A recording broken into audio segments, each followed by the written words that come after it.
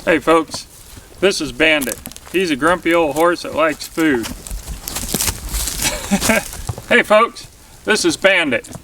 He's kind of a grumpy horse who loves food, but he's also a fantastic horse to ride. I won't be riding horses today, but I am headed down to my primitive camp for a cold weather overnight.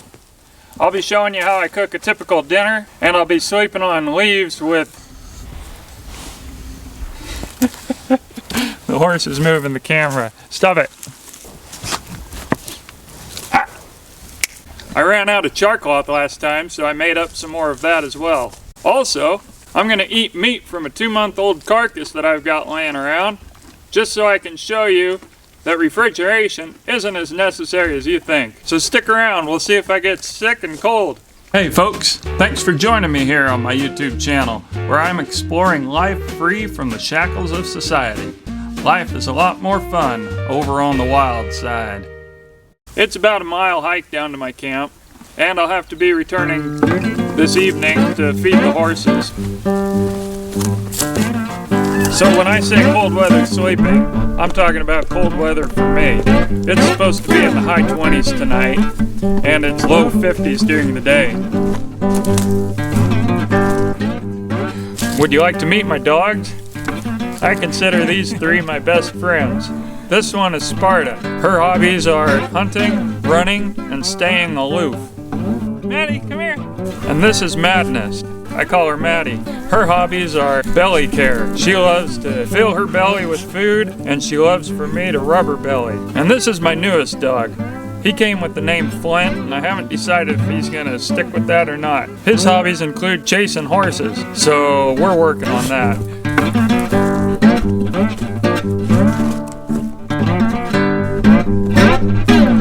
Here we have a family of purple daisies, out for a walk in the sunshine. Here's a lomatium still asleep from the cold winter. He decided to rest next to this rock.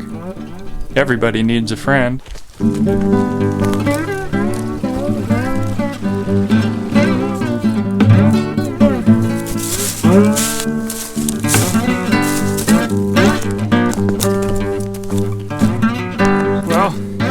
We're about to see how my camp looks after being alone for 4 days.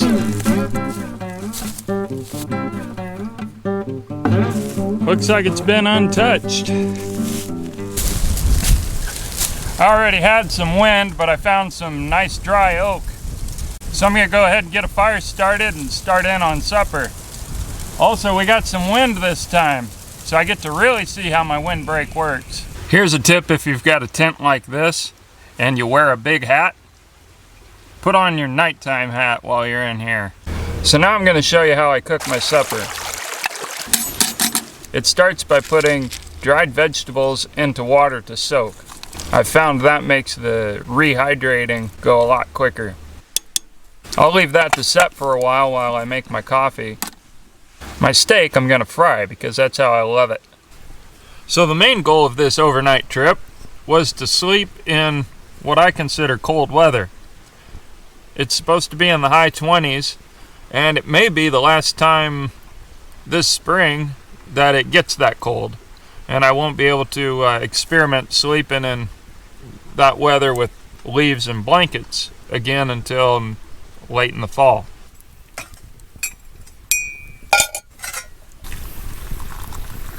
Oh, beautiful coffee for me, and dark brown waves.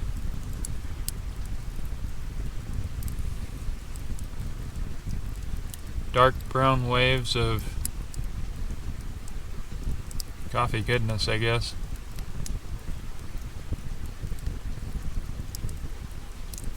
It's time to cook this meat.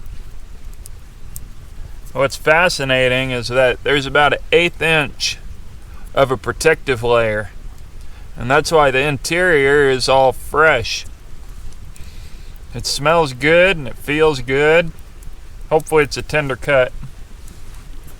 So I'm going to cut it into chunks and fry it and add salt. This is how you cut meat without a cutting table. Now we're talking. Now we are talking.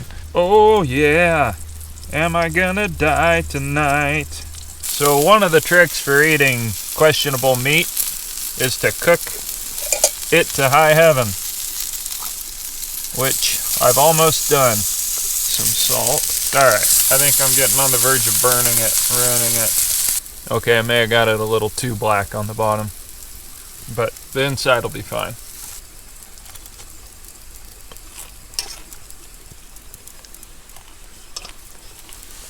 Oh my gosh. That tastes amazing.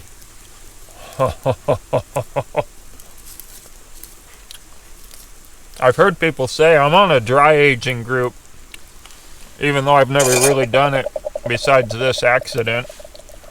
And somebody mentioned that it's after 2 or 3 months or some kind of long amount of time that the flavor kicks in. So I forget why they said, but for some reason it makes it really flavorful to dry age it. And I think it worked. This is really good. Wow. Oh my gosh. So I put my soup over the fire, and it's rehydrated really well and really fast. I got squash, peppers, broccoli. Now I'll put my rice in and give it about 20 minutes.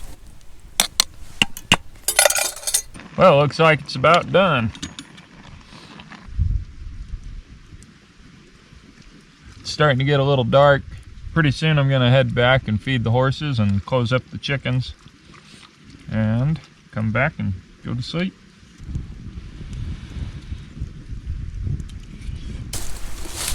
Well, it's time to go. 6:15. Probably take me an hour.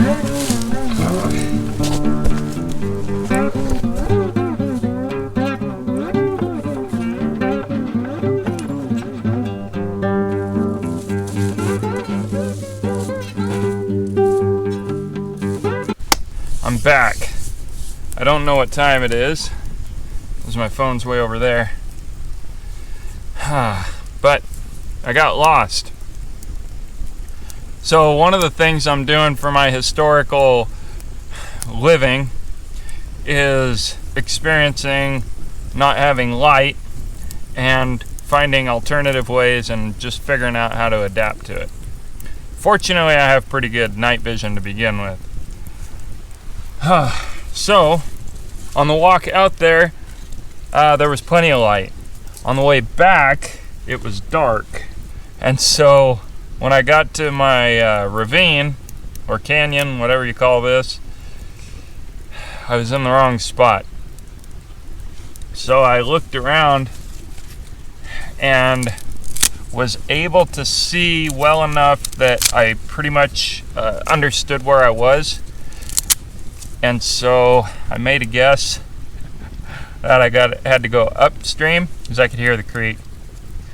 And sure enough, I found my little game trail and we made it down here. So that was good.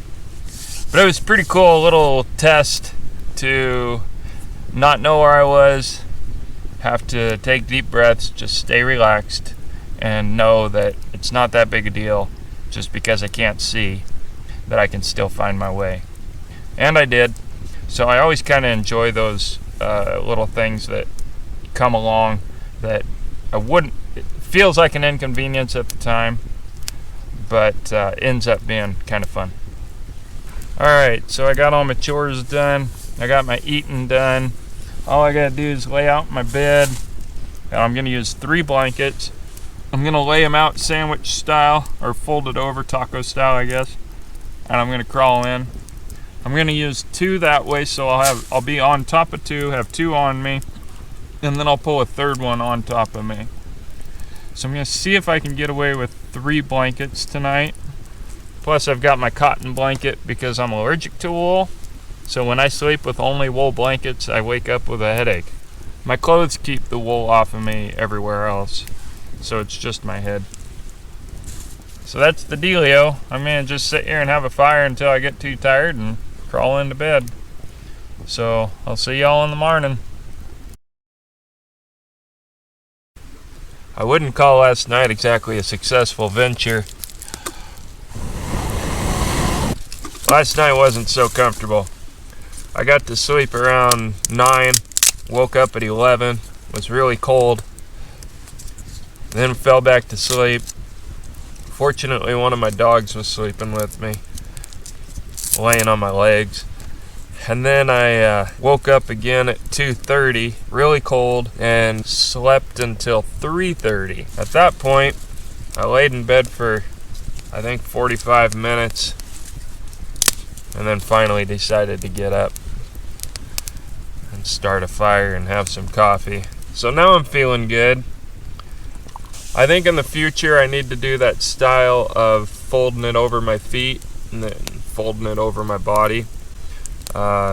Because of my height, I'm 6 feet tall, and the length of my blankets, it's kind of challenging to get that over my head. So I created a system of layering them. So the first one, you pull up over your toes, like so. And then the second one, you wrap it around you. Now if I would have done that properly, I might have stayed warm, so we'll find out tonight. And then you take the first one again and wrap it around. Then I would put that third blanket wrapped up and over my head. But then it gets hard to get in and out when you got to go to the bathroom or when you got dogs sleeping on it. I did end up having a good cold night to experiment with, so that was good. All in all, that was a fail. And that meat made me feel great. That was a success. My gosh, I gotta start doing that to all my meat. That was so good. I gotta walk back and let the chickens out and feed the horses. But I might just wait till there's a little bit of light before I do that. It's kind of frustrating stumbling over rocks and sagebrush. I think it's darker now than it was last night.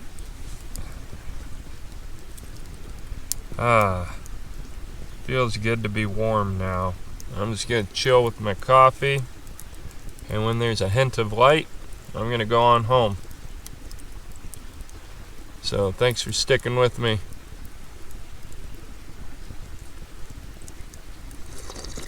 So at my campfire, I said that last night was basically a fail.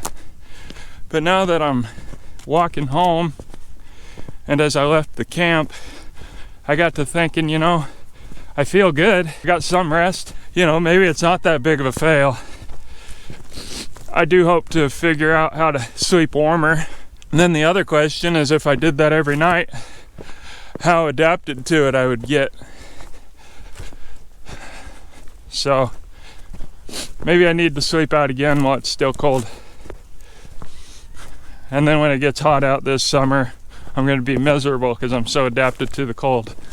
Well, folks, that's my video. Thanks for watching. And I want to give a big thank you to everybody who's been subscribing and liking and commenting. My last video really blew up, so that's just been awesome. Thanks a lot, and I'll see you next time.